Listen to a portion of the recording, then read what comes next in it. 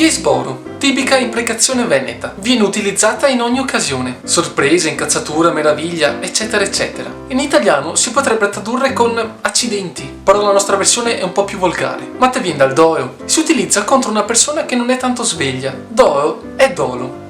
Ed è un paese vicino a Venezia. E non è vero che lì ci sono persone poco sveglie. Si era da scorese. È un modo per dire che una persona non è in gran forma e che dà l'impressione di essere ammalata. Molton è un'offesa contro chi non è dotato di un'intelligenza molto sviluppata. Se a mutanda pesa, non c'era massa nascoresa. Frase tipica per enfatizzare il concetto che nella vita non si ha il controllo assoluto e che l'imprevisto è sempre dietro l'angolo. Oi, verso utilizzato da tutti per chiamare qualcuno e per far attirare l'attenzione su di sé. Maria Vergine è una tipica esclamazione utilizzata dalle persone più anziane dopo aver udito una brutta notizia. Ma da che parte es il girà? È un modo di dire per enfatizzare il concetto che una persona è particolarmente brutta. Ma se è vero che a casa tua i manichi da scuola sa da merda? Tradotta, ma è vero che a casa tua i manici delle scope sanno di cacca? È semplicemente un'offesa. Le intenzioni sono chiare. Cicci e Cocò, termine per indicare due persone molto amiche e che parlano tanto. El gai gran si scarsea. Con questo si intende una persona molto tirchia. Gli manca un boggio. Tipica affermazione per indicare la mancanza di una persona nell'essere sveglia. Date una refada. È un modo un po' più offensivo per convincere qualcuno a darsi una svegliata o una sistemata. Perdersi per caigo. Caigo è la nebbia. Questo modo di dire serve per indicare una persona che arriva in ritardo e che quindi si è persa nella nebbia. Fare i gattini. Si utilizza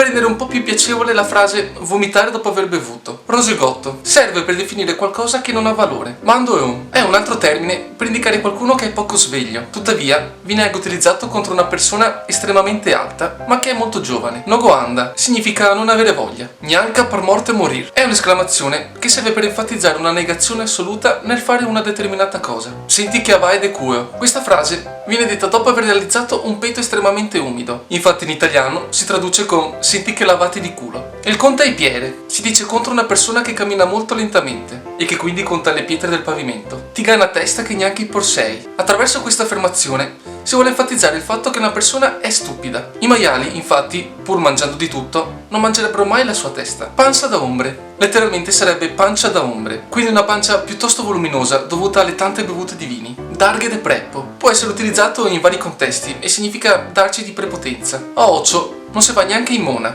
Frase detta da persone molto sagge, perché con essa si vuole ricordare che con superficialità le cose non si fanno bene e non si riesce a raggiungere l'obiettivo prestabilito. Corivo rivo è una tipica affermazione detta da chi fa le cose con calma e significa essenzialmente arrivare senza fretta. Ah beh, un po'. Lo si dice quando si è stupiti ed è detta principalmente da persone più anziane. Ara che te verso come una canoccia è essenzialmente una minaccia e significa guarda che ti apro come una cannocchia. E aga visto più cassi ea che i cessi de San Borteo. Frase utilizzata per descrivere una ragazza di facili costumi. Letteralmente significa ha visto più organi genitali maschili lei che i bagni di San Bortolo. San Bortolo è un campo e lì vicino ci sono dei bagni pubblici. E il Zentra e io che porta fuori in 4. È entrato e lo hanno portato fuori in 4. Si dice quando una persona va al pronto soccorso e entra e muore. Con lo hanno portato fuori in 4 si intendono i 4 becchini che tengono sulla bara. Petacocche è una persona poco matura, infantile. Magna e bevi che la vita è un lampo. La vita è troppo breve per goderla appieno.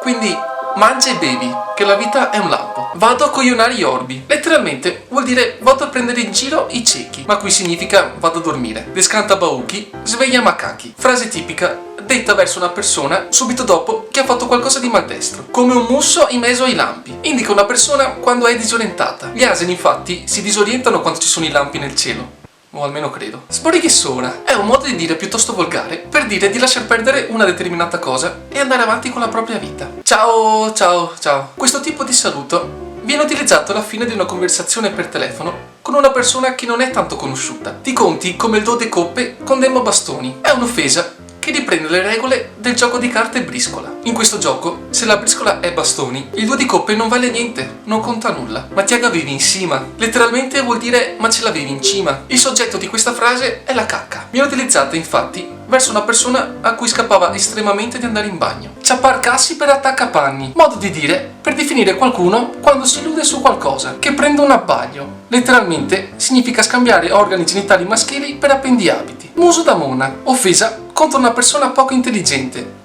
la mona e la vagina. Ma ti hai emorroidi in testa? Questa espressione viene utilizzata contro una persona particolarmente brutta, poiché avere le emorroidi in testa non dovrebbe essere tanto bello da vedere. Andiamo verso. Viene detta da qualcuno che è via di casa e avrebbe voglia di tornarci. In greco è termine utilizzato per definire una persona fatta di stupefacenti. Ma ti che magna a merda al mago? Frase detta ad una persona che ha appena detto qualcosa di scontato. Appunto, gli escrementi di un mago sono magici, ma è pur sempre cacca. Buongiorno, tipico buongiorno campagnolo. Goldon è il preservativo. Tuttavia, questo termine viene anche utilizzato per offendere qualcuno. Dighe è il rafforzativo di una frase e viene messo alla fine di solito. Col casso è un'esclamazione decisa negativa. Mongueo è semplicemente un'offesa molto utilizzata. Sciopa. Questa parola riguarda quelle persone che contemporaneamente sono sia alcolizzate che drogate, quindi letteralmente scoppiate. Ma in cui detto mare è probabilmente l'offesa più utilizzata ed è un invito per andare a fare sesso anale con la propria madre. Cagà e spuà è un modo di dire